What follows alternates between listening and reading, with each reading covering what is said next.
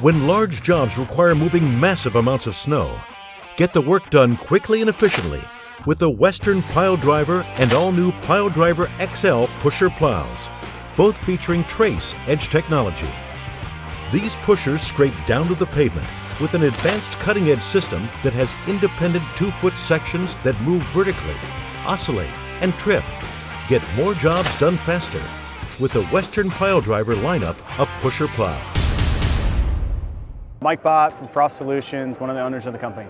What we do is provide a mini weather station to give you a tailored forecast to those particular locations so you know where and when and what to do in those parts of town. You know there's 2 or 3 or 4 or 5 different ways that people can experience tremendous value having a technology like this.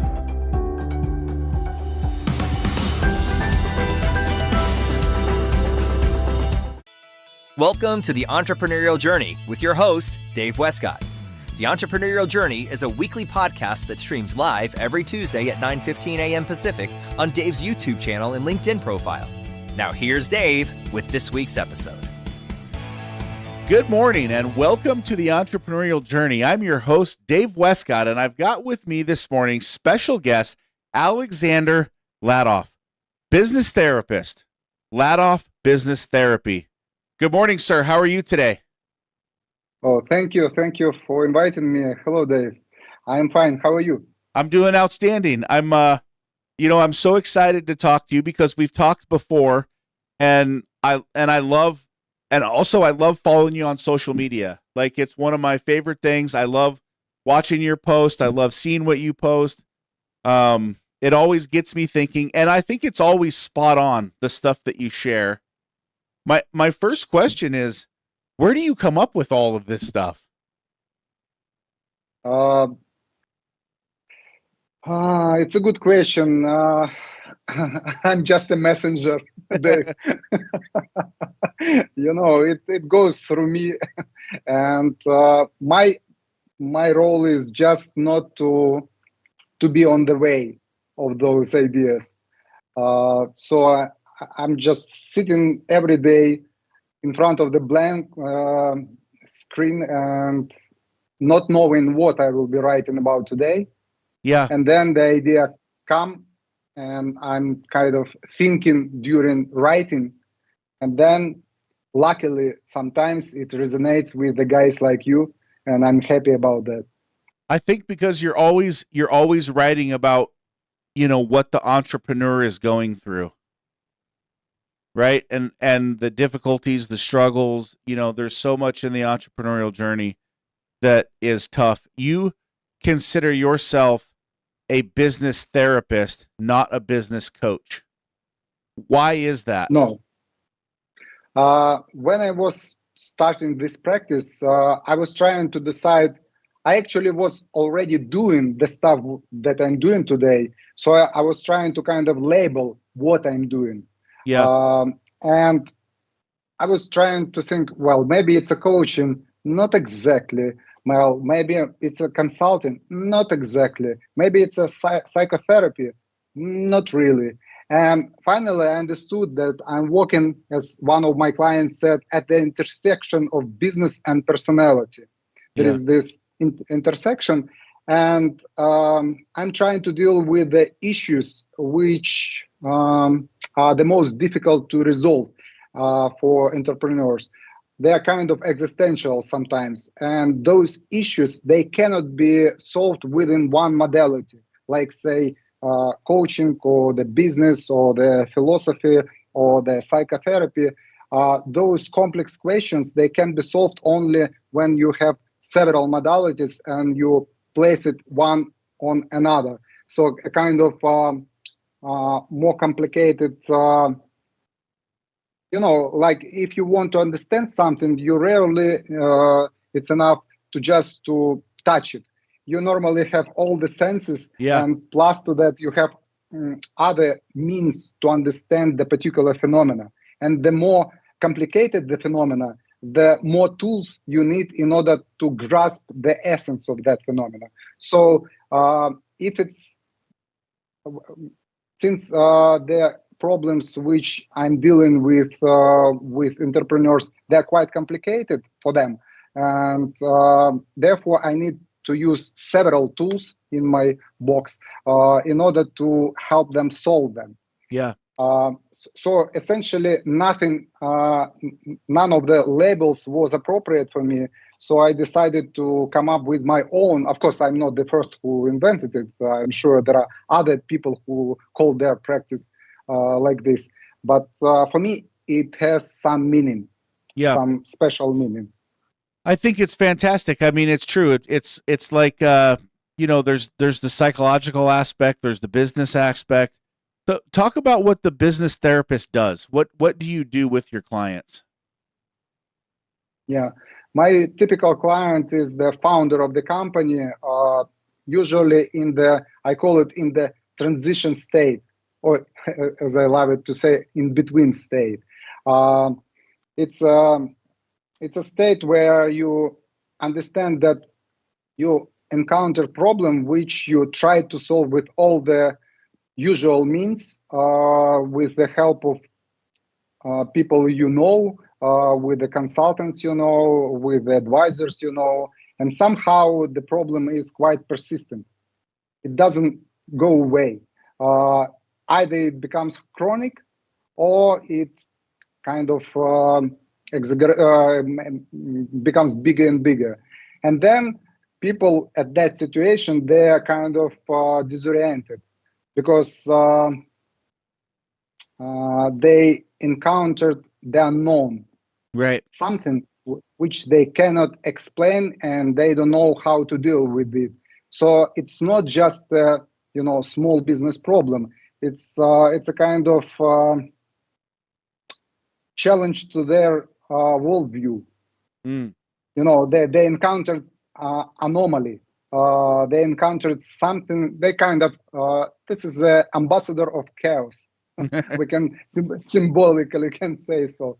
And in that state, person becomes quite under severe stress, disoriented, puzzled, and not very productive because you don't know what to do at that situation.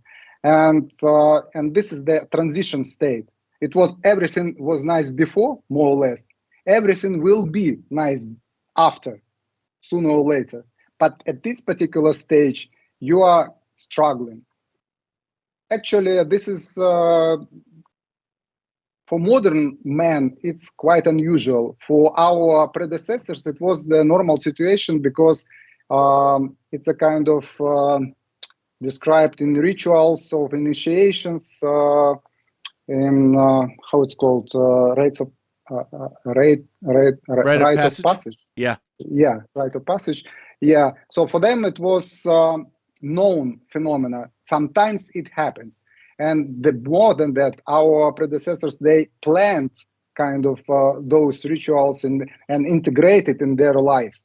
But modern people were kind of, we lost this knowledge most of the time. Yeah. And therefore, when we sometimes encounter the unknown, we're shocked and we don't know where to find help, because your typical psychotherapist not necessarily will understand the business challenges and your particular challenges with the business partner, or the scale of your ambition, and your business consultant might not understand the existential aspect of your struggle. You see, and therefore it's quite difficult to find the solution if you don't understand what you are dealing with, what kind of animal you are dealing with. Right. So severe stress, not being productive, struggling, an entrepreneur has reached this space, and this is when they come to you. This is when you work with them. This is when you provide the business therapy. You help lead them through this. I liked what you said, ambassador of chaos. Like business is tough. I also like what you said, like they get shocked and they don't know what to do. Harvard Business School says that sometimes an entrepreneur gets stuck like a deer in the headlights and doesn't know what decision to make. And when they don't know what decision to make, they often fail. And so when they get stuck, they get paralyzed, they get shocked, they have severe stress, they're not productive, they're struggling. Those are true symptoms. Like those are true things that you see, like the severe stress just breaks the entrepreneur down. They can't move forward with it. They become unproductive. And you help And uncover that. and on top of that, 15 years ago, I wrote the article for local version of Forbes magazine, online version. And it was called "Loneliness of Entrepreneurs," and it was very, very popular and resonating at the time. And since then, I was rereading again this article and coming to the same conclusion. What makes severe this problematic of the entrepreneurs is the loneliness, because nobody can really understand the struggle of the person, because wives or husbands, they're usually already fed up of listening all those business struggles, right? Problems, and they have their own problems, by the way. Business partners, the same, especially if they're for many years with you, they have their own part of the business responsibility, etc. Employees, even top managers, they have their own agenda anyway, and also they don't have sometimes the kind of big picture view as you have as the founder of the company. And any advisor, they usually see only the part of the kind of segment, not the 360, but only part of the picture. And you feel like everything depends on you, and you're alone, and you don't know what to do. And this is frightening. I remember the talk with one of the top Ukrainian entrepreneurs nowadays, $100 million. At the time, he was struggling with the marketing issue. And I remember we were sitting in coffee shop, and he was desperate. He was like, I'm trying to solve this issue, and I already changed several marketing agencies. I changed several departments within my company. I don't know what to do, how to solve this problem. At the time, I was not the advisor. I was working in other business. But I was sympathetic to him, and I was shocked how desperate he was at that time. And later, he solved that issue. But this intensity is really difficult for people outside to understand, this loneliness. Like a person in front of the cosmos, alone with his problem. That's tough. That's tough. And that's entrepreneurship. And so you break that down. You get in there, you help them solve the problems, you work through it. What is one of the things? Is there anything common that you find amongst entrepreneurs when you start to break down their business? Is there something that they can do to not put themselves in this position, or is each issue that you find completely different? No, there is the general pattern, I would say, where the most people struggle. I would say the meta pattern, if we can say so. The struggle usually is the result of the dilemma in the mind of the person. Dilemma where entrepreneur, he or she cannot make the decision because there is the nice English saying to be on the horns of the dilemma. Yeah.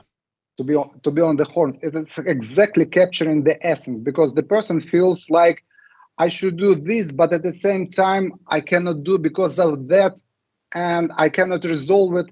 And usually this dilemma, it even not expressed in words. They just feel it kind of stuck.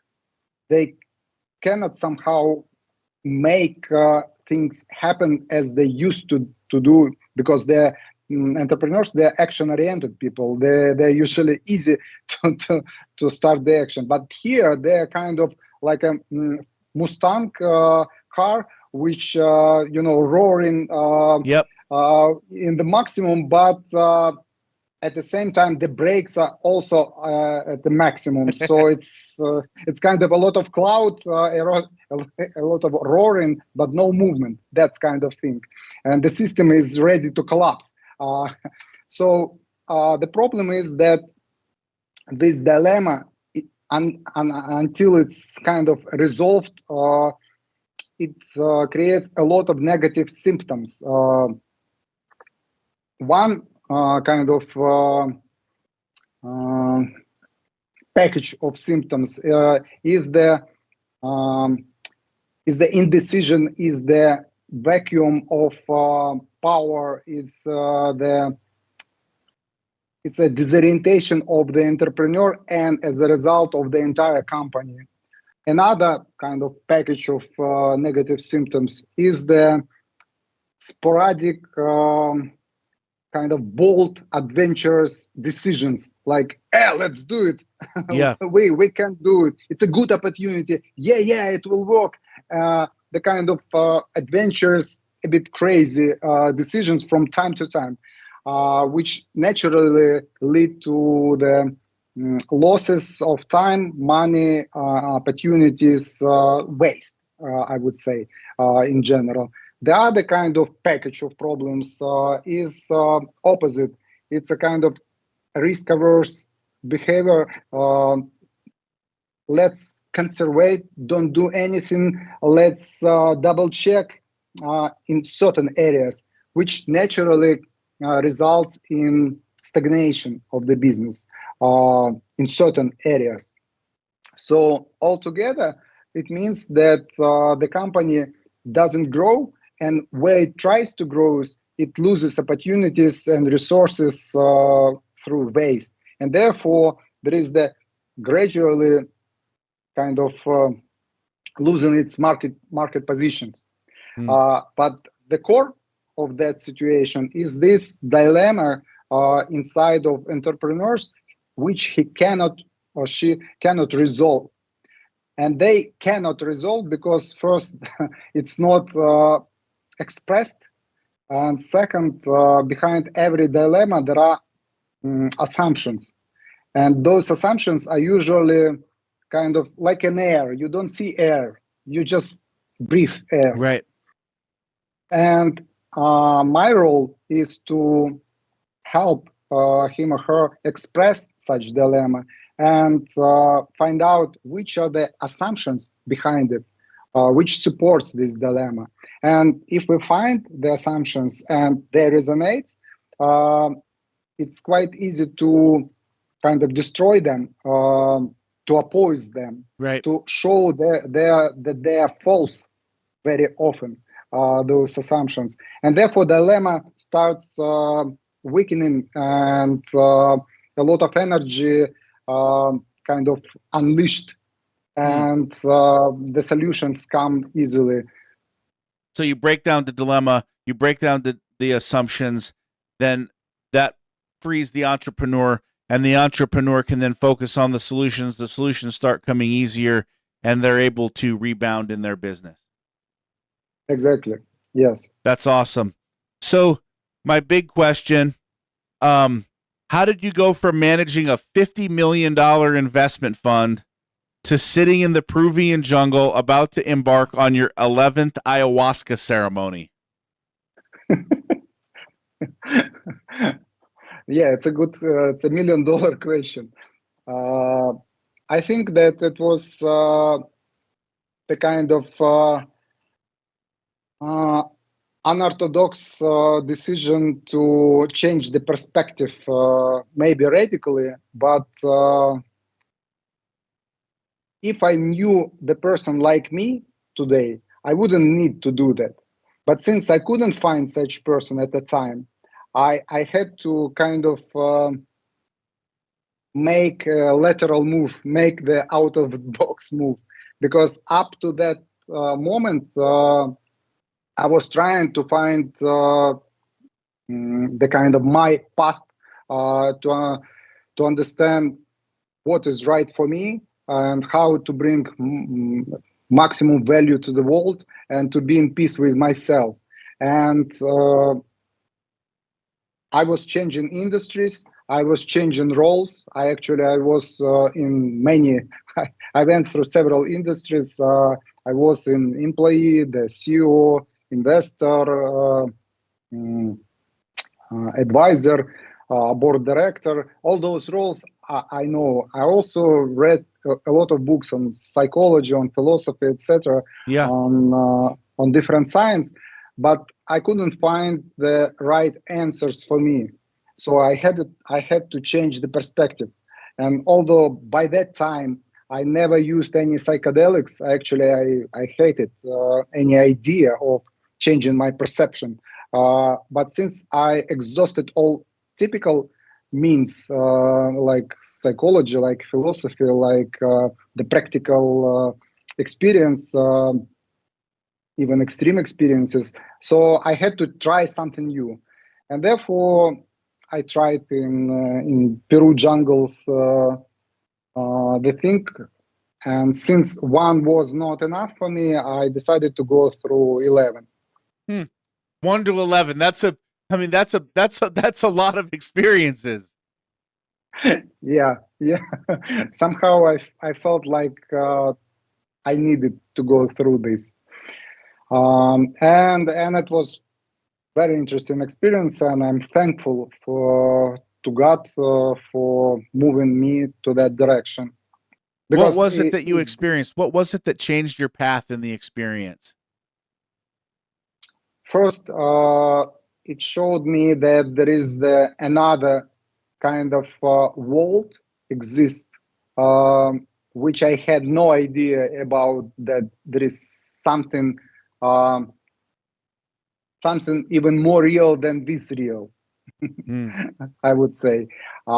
Second, there were very difficult moments during that situation for me, and I went through them, and they kind of exposed my weakest links, weakest spots. One of them, for example, was I really wasn't ready to ask for help. And it was even very funny and hilarious situation because when you drink it and when you are in this altered space, altered state rather, and you might be in a very low mood, and you can ask for help. You just because there are always two people who are just helping. They are professional, they have medical some background, and they can help you. But you should ask them. And I thought I was asking, I was inviting them, I was calling them. But then when effect was disappearing, I was asking my friend nearby, like, did you hear me cry, ask for help? He said, no, you were silent. And I understood that I was, whispering for help. Nobody listened. Next time I decided, okay, next time I will ask for help because it's in the darkness with the lighter. There is the red lighter, and you can show the lighter, and they will come to help you. And then again, nobody came, and I was like struggling. And then I understood after that I was directing my lighter to the wall. So you see the dynamic. I wanted help, but I didn't want to help. Yeah. You wouldn't very release. Funny. Yeah, it's kind of play with myself. And only third time I was ready to ask the help.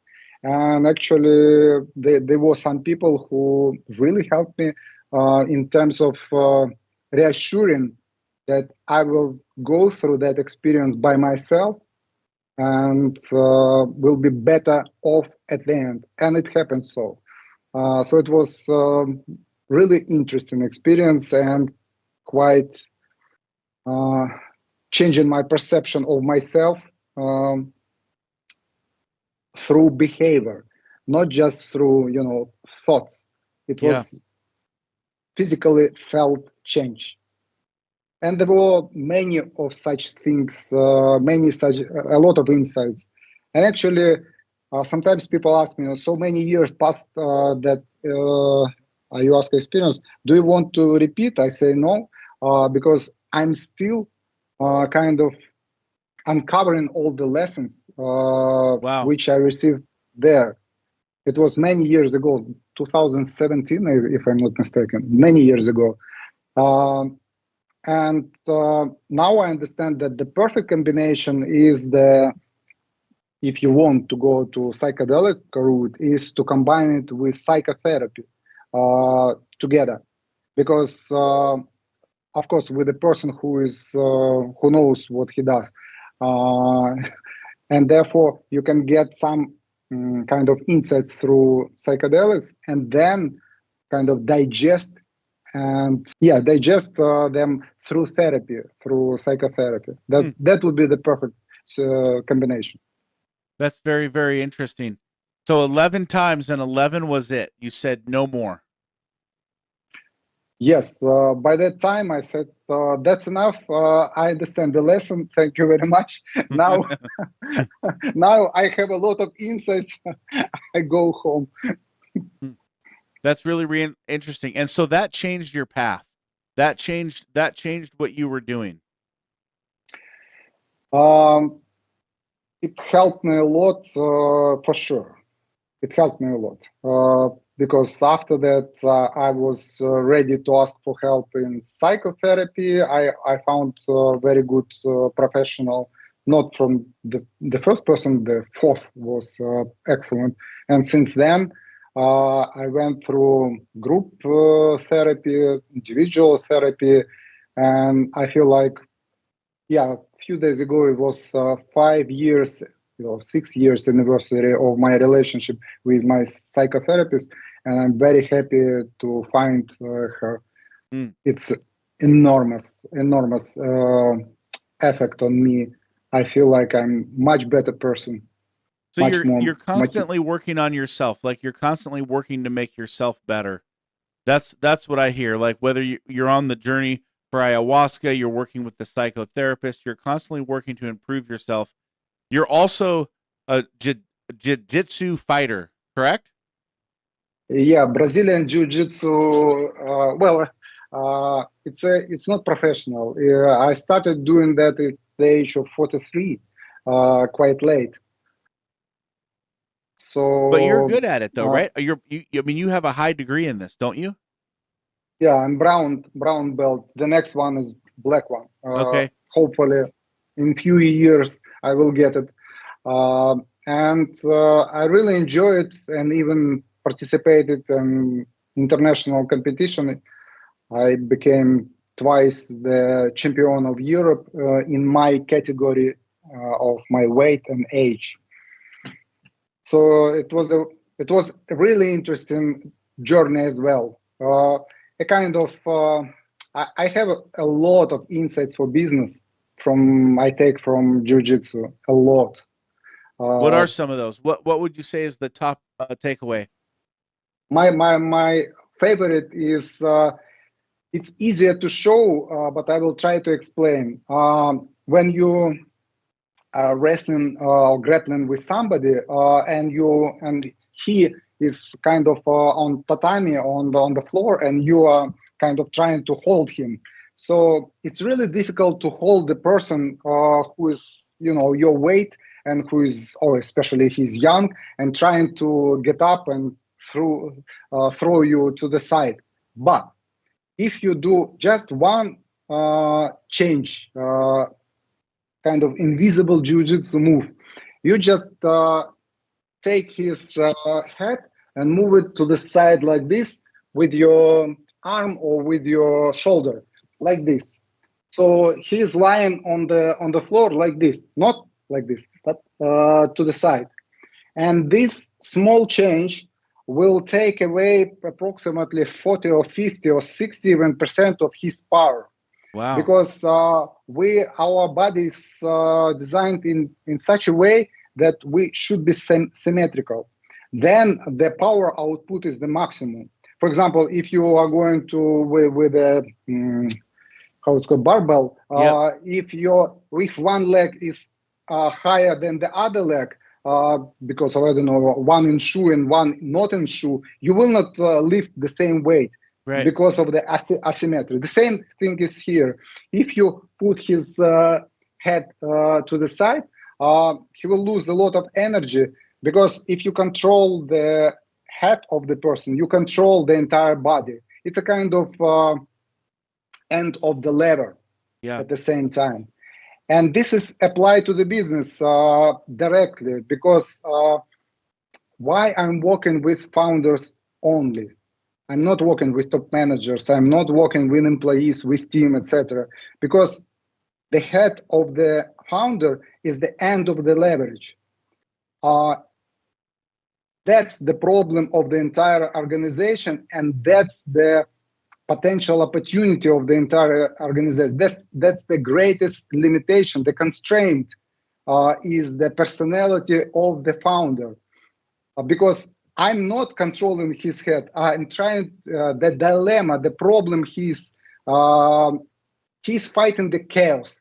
He's fighting the unknown, and this unknown controls his head, like I described right now. And therefore, he lost most of his energy, or half of the energy. And as a result, the entire organization is kind of crippled, kind of paralyzed. And therefore, I'm working with him specifically in order to unleash his power, to change his, to make his symmetrical, I would say. And then he becomes stronger immediately once he's while for observers, no change. They will not notice when I'm grappling somebody and doing that. People don't change it. But when you wrestling with me, you will feel the difference immediately. And I feel difference when somebody does it to me. So this is just one example, and it's perfect. It's perfect. That is perfect. That is a perfect example. I can give you many of these. Jiu-jitsu it's like it's a source of wisdom for business and for life, actually. Yeah, that's amazing. I think that's very powerful. The head gets moved to the side, you lose the mobility. You bring the head back to the center, you bring it symmetrical. Now they gain their power back, 40, 50, 60% power back. Right. Very exactly. powerful. That's a very powerful analogy. Okay, so you got this painting behind you of the monster eating the man. Yeah. I've been curious about it the entire time. It looks very cool. What is that resembling? It's my life. I would say it's the life of every entrepreneur symbolically. They are looking right in the throat of chaos, of dragon of chaos. And they have no choice but to be calm and to look straight in the face of the unknown. Did you draw that? Because no, that's a famous Ukrainian artist, Alex Aman. I love his works, and this is one of them. For me, it's really, it captures the essence of the entrepreneurship, but most in general, it captures the essence of the true logos confronting chaos. It's true. I mean, that's a great painting of sketch drawing, whatever it is. It's great. It's great analogy of what it means to be an entrepreneur. That's very cool. That's very, very cool. I like that a lot. So listen, you've been so gracious with your time. It's been a phenomenal show. What tip or tips would you give to any entrepreneur out there today? I would say that the first thing which usually entrepreneurs avoid doing which is quite useful to do and important to do, and which we always do in our work with them, is first to try assess where they are now, but do it honestly, meaning that to write down all the negative symptoms which they're kind of struggling with, or puzzled with, or irritated with, probably even for a few weeks, to write down what I call the diary of anomalies. Any strange events which are either too positive or too negative, or just strange or just puzzling, and then in few weeks to analyze it. Because when you are lost somewhere in the forest, first thing you should try to understand where you are now, right? It doesn't make sense to do anything else before that. So first, to understand where you're now, the present state, no matter how ugly it is. Then second thing, which people usually avoid doing, is try to extrapolate what the worst might happen if you continue things like they are. This is kind of, I call it hell, because people usually don't do it by themselves. It's psychologically difficult to go through such imagination. But this gives eventually a lot of calmness and energy and kind of momentum to do the entire other work which is required. So this is the second step. The third step, they better formulate their desired future state in 5 years. This is also kind of, everyone thinks they know where they're going, but when I ask people direct questions and don't give them chance to kind of slip away, they surprised that they don't really know where they're going to be in few years. They kind of wishy-washy, or they're kind of too abstract. And when I ask them to describe concretely, specifically with the indicators, they sometimes pleasantly surprised what they really want, So these three things, where they're now, the worst future state, and the best desired future state, this is the kind of first thing which any entrepreneur has to do when they are stuck in strange, difficult situation. Because without that foundation, it's impossible to move further. Because if you don't know where you want to get, it doesn't matter which route to take, right? It's like Alice from Wonderland phrase. So in order to understand what kind of barriers or limitations or traps are kind of holding you, you should first understand where you want to get specifically. But in order to understand where you want to get, you should understand where you don't want to get. Man, that's powerful. I mean, that's powerful. That's so incredible. I think wow, man, that's really powerful. So just breaking it down and being honest about where you are now, just no matter how ugly it is, what is the present state? What is the true sense of being?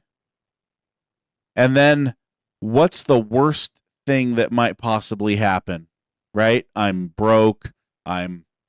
You're homeless. You lose your business. You lose your family, whatever. But what's the worst? And then what's your desired future state? Because you are exactly right, Dave. Some medieval alchemists, they said, they had a kind of slogan, in filth you will find it, or in dirt you will find it, or in mud you will find it, something like that. In filth, I think it was in Latin, but then translated. The idea is that what you need most is where you don't want to look. Right. So use because if what you need would be in front of you, shining, you would grab it before already many years, or at least now. But the very fact that you don't notice it means that it's hidden from you, but at the same time it's nearby. But what is it? It's That's why I usually say that I help founders find gold in the mud. Yeah. I mean, the statement that you made, there are many roads to nowhere, like Alice in Wonderland. Like there's many roads. Like if you don't know where you're going, there's many roads to get there. Right, exactly. I mean, that's like an arrow in the heart. I Mhm. mean, that's like an arrow in the heart. And even if I think about my own entrepreneurial journey, like, do I really know where I want to go? I don't know. Like, I might, You I might, assume, you assume you know. yeah, you assume, but I mean, I might go on an ayahuasca journey. I don't know. But the truth of the matter is, like, what does that desired future state really look like? And we put that down, I guess, in business in terms of, in 3 years, I want to have X revenue. In 10 years, I want to have X revenue. I want to sell my business. I want to da da da da da. And it's always in terms of the business. But I guess what just really struck me hard was, what is my future state? Exactly. Mm, Exactly. Because that's why if you pinpoint the main problem.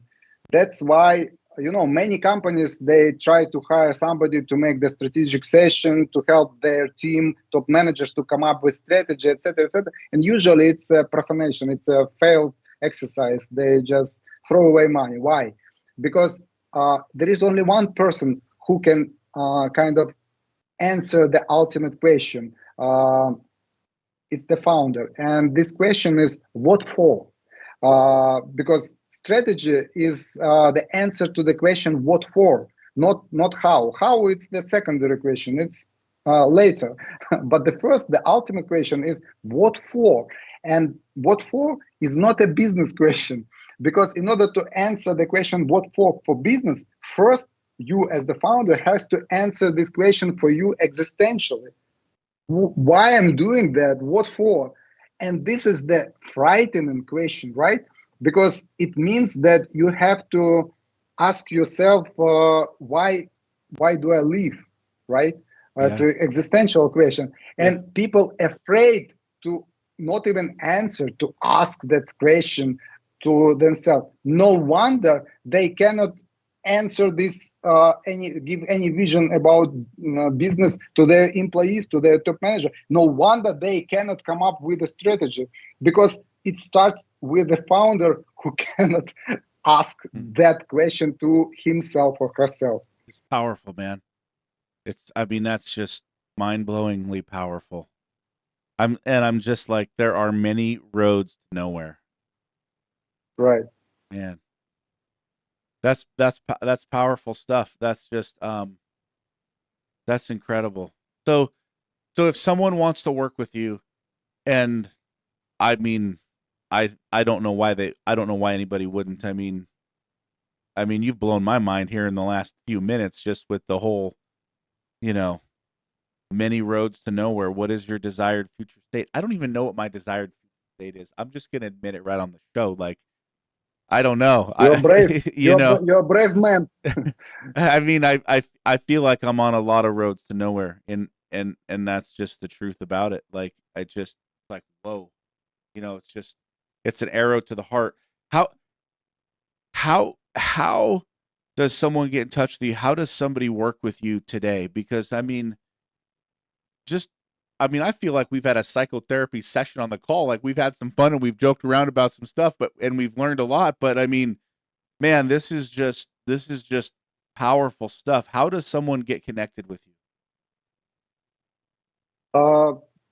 Usually people subscribe to my newsletter or read my articles, and for some time, maybe 1 month, sometimes 1 year, it doesn't matter. And through that experience, they understand how I think and whether there is the kind of fit with what I do and how I approach and what is my mindset. And then they just book a session with me, and then we assess what kind of intervention is needed. Sometimes it's enough just, I don't know, one session. I call it catalyst session, because my background is analytical chemistry. It's kind of to speed up, to to inject some how it's called, NO. Yeah. Yeah.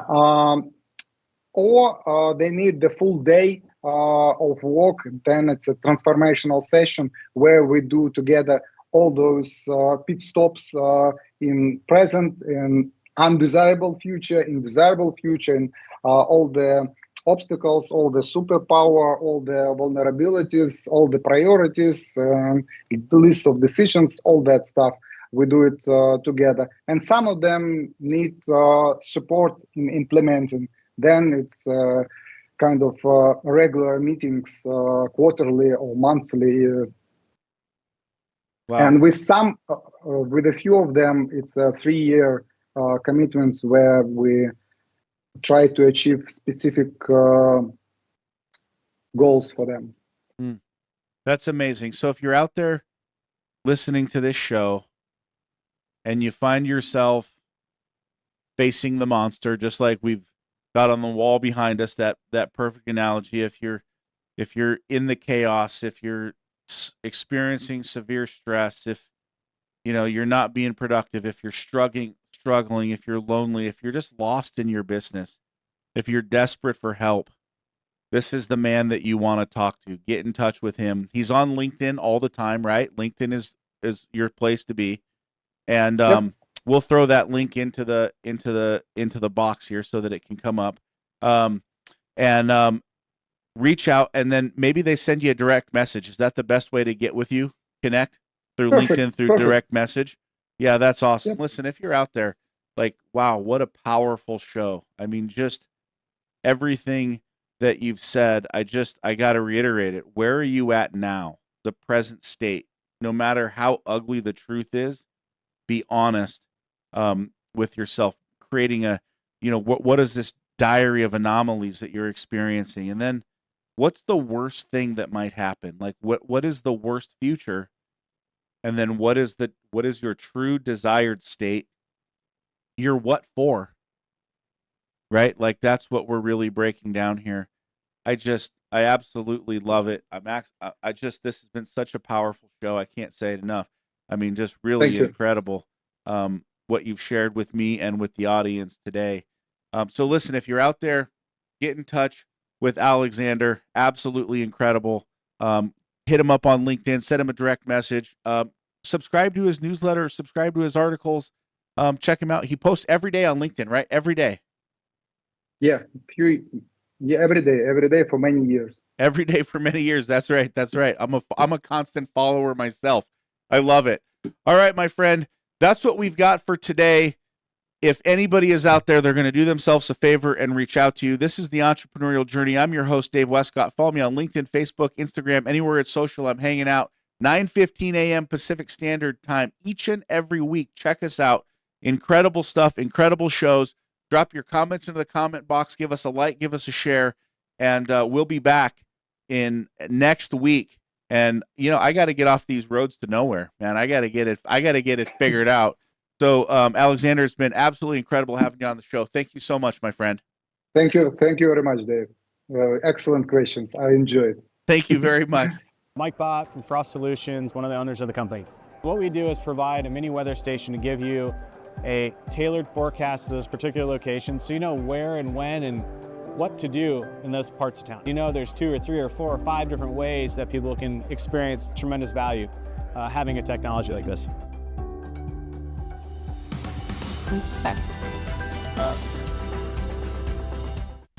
Introducing the all-new Western Enforcer V-Plow. Engineered with all the features, efficiency, and performance of full-size Western V-Plows, built specifically for your half-ton truck. For more information, visit westernplows.com.